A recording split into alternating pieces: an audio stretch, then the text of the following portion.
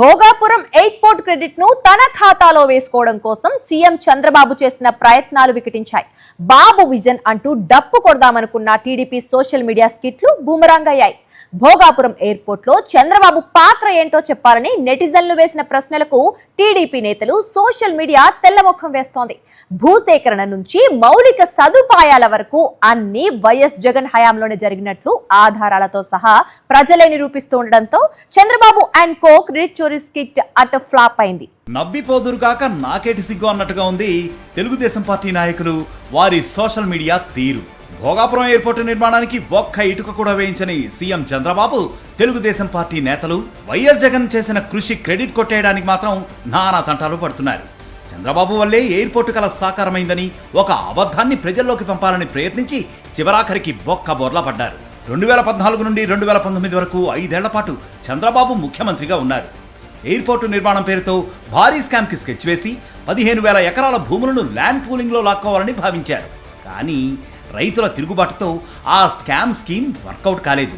ఎన్నికలకు నెల రోజుల ముందు 2019లో ఫిబ్రవరి 14న అప్పటి ముఖ్యమంత్రి చంద్రబాబు భోగాపురం ఎయిర్పోర్టు నిర్మాణానికి శిలాఫలకం వేశారు. టీడీపీ బోగస్ ప్రచారం ఇక్కడే బిడిసికొట్టింది. చంద్రబాబు వేసిన శిలాఫలకం ఇప్పటికీ అలానే ఉంది. అసలు చంద్రబాబు వేసిన శిలాఫలకం తప్ప అక్కడ ఏమీ లేదు. 8 ఏళ్లుగా అక్కడ ఎలాంటి నిర్మాణం జరగలేదు. అసలు ఎయిర్పోర్టు భూభాగంలో కూడా చంద్రబాబు వేసిన శిలాఫలకం అంటూ లేనే లేదు. ఈ శిలాఫలకమై ఇప్పుడు సోషల్ మీడియాలో తెలుగుదేశం పార్టీ చేస్తున్న గోబెల్స్ ప్రచారాన్ని తిప్పికొడుతోంది. చంద్రబాబుకి భోగాపురం ఎయిర్పోర్టు నిర్మాణంలో ఎలాంటి పాత్ర లేదని చంద్రబాబు వేసిన ఈ డ్రామా శిలాఫలకం వెక్కిరిస్తోంది. చంద్రబాబు హయాంలో కనీసం ఒక్క ఇటుక కూడా వేయని ఎయిర్పోర్టు నిర్మాణాన్ని జగన్ తన పాలనలో మొదలు పెట్టించారు. వైఎస్ జగన్ సీఎం అయ్యే నాటికి భోగాపురం ఎయిర్పోర్టుకి కనీసం భూసేకరణ కూడా పూర్తి కాలేదు.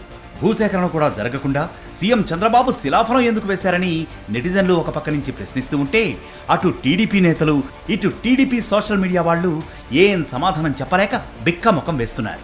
చంద్రబాబు శంకుస్థాపన చేసిన భూమి కూడా ఆయన హయాంలో పరిహారం ఇవ్వలేదు. అలాంటి పరిస్థితుల్లో 2,700 ఎకరాలకు ఎయిర్పోర్టుని పరిమితం చేసి రైతులతో మాట్లాడి ఒప్పించి అప్పటికే ఉన్న 130 కేసులను పరిష్కరింపజేసి వారికి పరిహారం ఇప్పించింది వైఎస్ జగన్ ప్రభుత్వం. దాంతో ఎయిర్పోర్టుకు కావలసిన భూసేకరణ పూర్తయింది. భోగాపురం ఎయిర్పోర్టు నిర్మాణానికి అవసరమైన భూసేకరణ, R&R, నీటి సదుపాయం, విద్యుత్ సదుపాయం, రోడ్లు, మౌలిక వసతుల కోసం 1,200 కోట్ల రూపాయలు ఖర్చు చేసింది వైఎస్ జగన్ ప్రభుత్వం. మరి చంద్రబాబు ప్రభుత్వం అప్పుడు ఇప్పుడు కలిపి ఎన్ని వందల కోట్లు ఈ భోగాపురం ఎయిర్పోర్టు కోసం ఖర్చు చేసిందో లెక్క చెప్పండి అంటూ నెటిజన్లు ప్రశ్నించేసరికి టీడీపీ సోషల్ మీడియా దగ్గర సమాధానమే లేదు. ఒక్క జీవో కూడా చూపించలేక ఒక్క బోర్లా పడి పరువు తీసుకుంటున్నారు. ఎయిర్పోర్టు నిర్మాణం చేపట్టిన జిఎంఆర్ సంస్థ అధినేత గ్రంథి మల్లికార్జునరావుని స్వయంగా వైఎస్ జగన్ కృషి వల్లనే ఎయిర్పోర్టు నిర్మిస్తున్నామని అప్పట్లో చెప్పారు. నా first airport Hyderabad airport Shri Rajasekhara Reddy గారు ఫౌండేషన్ వేశారు. మళ్ళీ ఆయనే సీఎంగా ఉంటూ ఇనాగరేట్ చేశారు. మా ఢిల్లీ ఎయిర్పోర్టు రాజశేఖర రెడ్డి గారే వారితో పాటు వచ్చి ఇనాగరేట్ చేశారు. వారు అది భగవంతుడు నిర్ణయం చేయదు. వారి తనయుడు జగన్మోహన్ రెడ్డి గారు వారి అమృతహస్తాలతో ఈ రోజుని నాకు ఫౌండేషన్ వేయడం అంది. అది రెండో సంతోషమైంది నిజంగాను. చంద్రబాబును ఉద్దేశించి ఇలాంటి మాట ఏదైనా గ్రంథి మల్లికార్జునరావు చెప్పిన వీడియోలు ఉంటే చూపించగలరా అని ప్రశ్నించేసరికి ఏమీ సమాధానం చెప్పలేక ఆఫ్లైన్లోకి వెళ్లిపోతున్నారు TDP social media paid batch సభ్యులు. మొత్తం మీద చూస్తే భోగాపురం ఎయిర్పోర్టు ప్రారంభోత్సవం క్రెడిట్ చోరీ కోసం ప్రయత్నించిన టీడీపీ బ్యాచ్ అడ్డంగా దొరికిపోయి సోషల్ మీడియాలో అభాసు పాలవడం ఏపీ రాజకీయాల్లో ఇప్పుడు చర్చనీయాంశంగా మారింది.